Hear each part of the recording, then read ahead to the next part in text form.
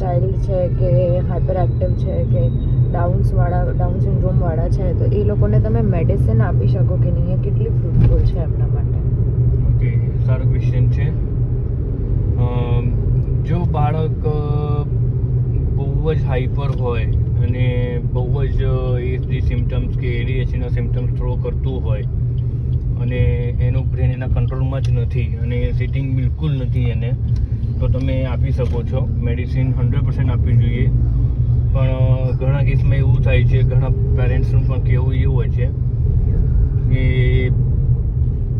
Medicine આપવાથી છે ને કે ઘણી વખત સાઈડ ઇફેક્ટ જોવા મળે છે.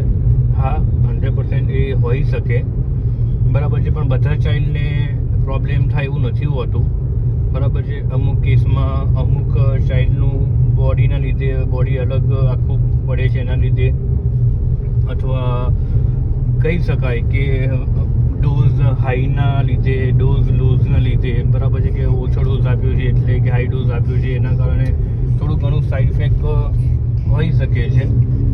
સાઈડ ઇફેક્ટમાં એવું કંઈ સિવિયર સાઈડ ઇફેક્ટ નથી હોતી. હા, અમુક સાઈડ ઇફેક્ટમાં એવું હોય છે કે કદાચ ચાઇલ્ડનું વેઇટ એકદમથી ગેઇન થવા લાગે, વધવા લાગે. અમુકમાં એવું હોય છે કે કદાચ વોમિટિંગ છે, ફીવર છે, કે જે કહેવાય કે ભૂખ ન લાગવી, ઊંઘ આવી, બરાબર છે, ઊંઘમાં રહેવું, એ બધા સિમ્ટમ્સ થવા લાગે. કદાચ કોઈક વાર ચીડિયાપણું પણ થઈ જાય છે. પણ ઓકે, આપ આપના સાયકાટ્રિસ્ટને વાત કરીને, ન્યુરોવાળાને વાત કરીને, ન્યુરોલોજિસ્ટને વાત કરીને તમે દવાનો ડોઝ ઉપર નીચે આગળ પાછળ તમે કરી શકો છો એમ જો વાતચીત કરીને, બરાબર છે.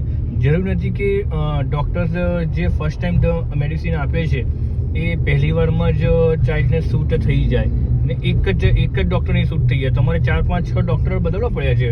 ઘણી વખત આપણે એવા પણ આવ્યા છે પેરેન્ટ્સ કે 8, 9 ડૉક્ટર બદલ્યા, ચેન્જ કર્યા છે, એના પછી મેડિસિન ચાઇલ્ડની સેટ થઈ છે. મતલબ 9 ડૉક્ટરની કે આગળના 9 ડૉક્ટરની દવા ખોટી હતી ને એવું નહીં, બરાબર છે, પણ 9 ડૉક્ટર ચેન્જ કર્યા પછી એક થયું છે કે એની જોડે દવા સેટ થઈ છે ચાઇલ્ડને અને પછી એને શાંતિથી કામ કર્યું છે. જો બાળક થેરાપીથી કંટ્રોલમાં નથી આવી રહ્યો, બરાબર છે, કે તો મેડિસિન આપવી બહુ સારી વસ્તુ છે.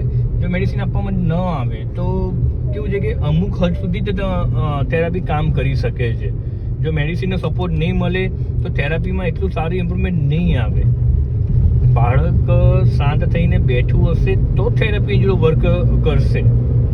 જો બાળક શાંત થઈને નહીં બેઠું હોય તો એ થેરાપીનો કોઈ મતલબ જ નથી, કોઈ વર્ક થશે જ નહીં.